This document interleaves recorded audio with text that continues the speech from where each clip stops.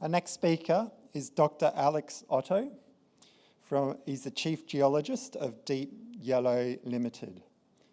Dr. Otto is a geologist with more than 20 years' experience in exploration, resource development, and geoscientific research. During his career, Dr. Otto has worked on uranium, gold, and lithium projects across Australia, Africa, and Canada. He has been actively involved in uranium projects for Paladin Energy and Aurora Energy, with a focus on drill programs, regional exploration, and geometallurgical studies. In his previous roles with CSIRO, he was involved in research projects concerning exploration, undercover, and ore body knowledge.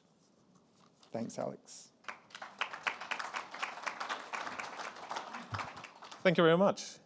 So DYL is a uranium development company, and we are active in Namibia.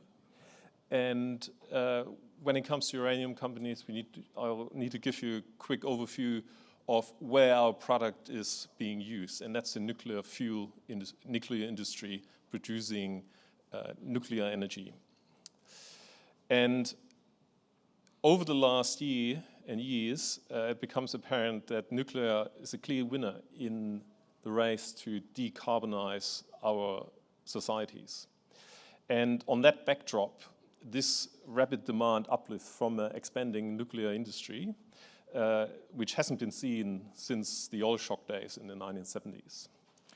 And when it comes to baseload power that is available 24/7, nuclear is a clear and only viable option. And it's because it has the lowest carbon footprint, lowest material requirements, lowest land use, lowest cost per unit energy.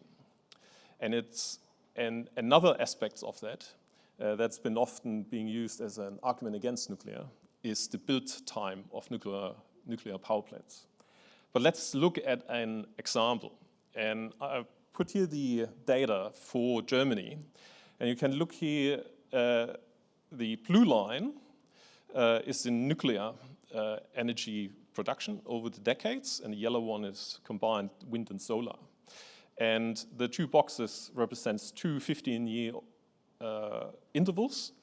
And in those 15 years, in the 1970s and 1980s, Germany built 147 terawatt hours of electricity potential generation per year. And from 2005 to 2020, it's about the same amount, 152. And I can assure you, in recent years, they're spending a lot of money to build wind and solar. So I think that argument that building a nuclear power fleet is just a myth. It's not based on actual data. Now to DYL. As I mentioned before, we are a uranium development company. We are globally diversified, and we locate in two tier 1 mining jurisdictions. One is Namibia, and the other one is in Australia. We are working on to become a mining company with a significant production capability of around 7 million pounds of U3O8 a year.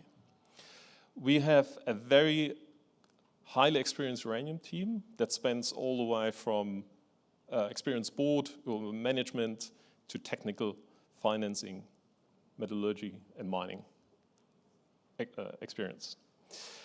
And aside from our development projects, we also have a huge exploration upside. And in the past 5 years, we delivered a vision on becoming a tier 1 platform. And in the next 5 years, we're going to focus on executing to production.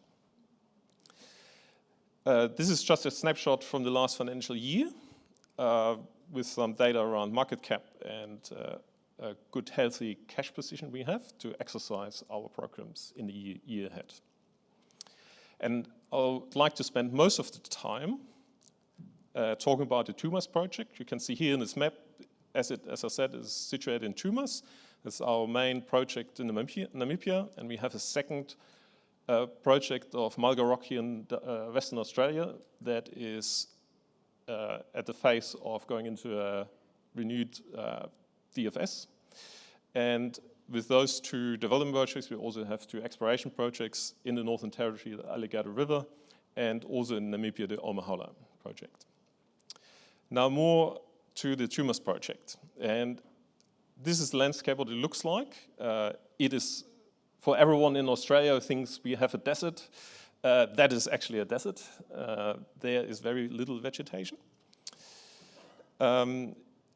This project has currently an ore reserve of 67.3 million pounds, which provides a life of mine of about 22.5 years. We're very certain that we can convert more of our inferred resource into indicated and measured to be able to expand the life of mine with more reserves. The project is supported by available grid power, existing water supply, and one of the most important aspects of the location is we have a short distance to a Class 7 port where uranium can be exported from at Walvish Bay. Now, I'd like you to take you through a bit of the history, how we came to develop this paleochannel type uranium resource over the last 5 years.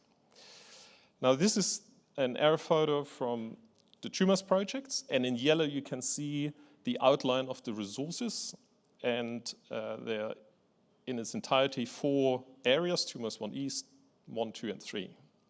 In the right top corner, you can see a piece of carnotite, so it's a rock type that is the infill of the paleochannels. They're old valleys that has been created about 20 or 25 million years ago, and they have been filled with sediment, and that is one example. And this one is very nicely mineralized with carnotite, which is a uranium and vanadium-bearing mineral, and that gives that rock the yellow color.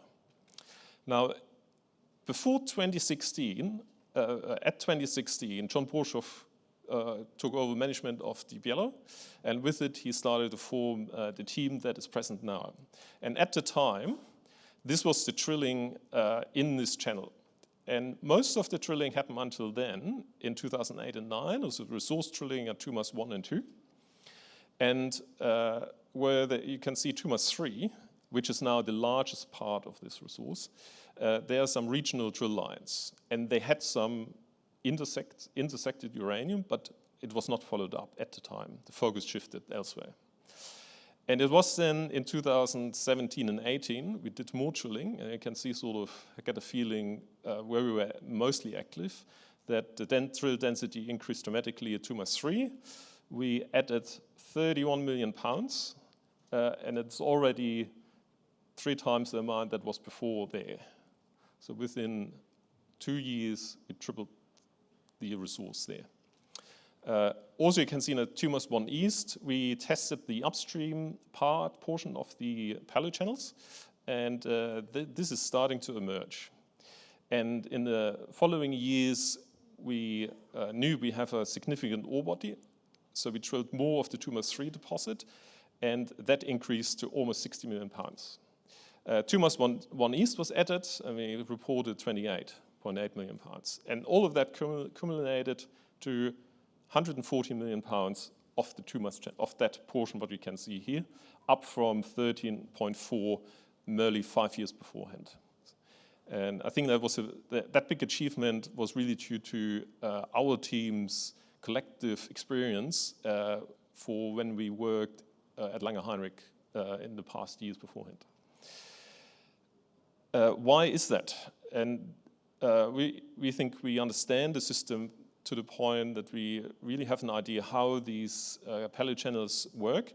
And I zoomed in here just the TUMAS 3 ore body, and I've put the geology map on to the north and south. That's outcropping basement. So you have granites, gneisses, marbles in blue, quartzites, and biotite schists. And what that makes is these different lithologies all behave differently when you have a river cutting it through and make way to the ocean.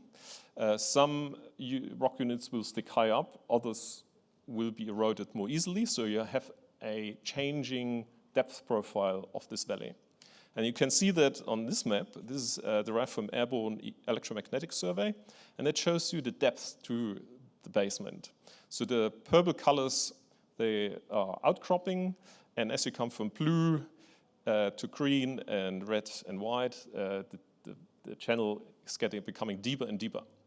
But you can also see some differences that is not a constant increase in depths. You have highs, basement highs in this valley, paleochannel.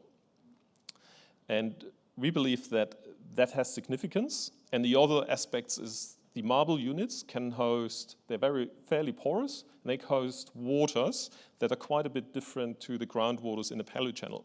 And that actually causes the carnotite to participate. And I'll just show you a sketch. And so that's a sketch which shows you a map on the top and a profile at the bottom. And what these basement heights will cause is for the groundwater to pool behind it. And during more arid intervals, arid periods, when more water evaporates than is put into this channel, then the waters become more saline, it's more salty, and it will reach the point of that the carbonates, which form the calcretes, will participate, and it will also reach the solubility of carnotite. And that's when the carnotite will participate out and will remain in the rock, in the calcrete. And the key to a large and thick ore body is that you have these areas where you have the basement is undulating, so you have different morphology of the valley floor, because that is a location where more carnotite can participate over time, and it's not just a very thin layer. And I think that's all what I'd like to share with you today. Thank you very much for your attention. Yeah.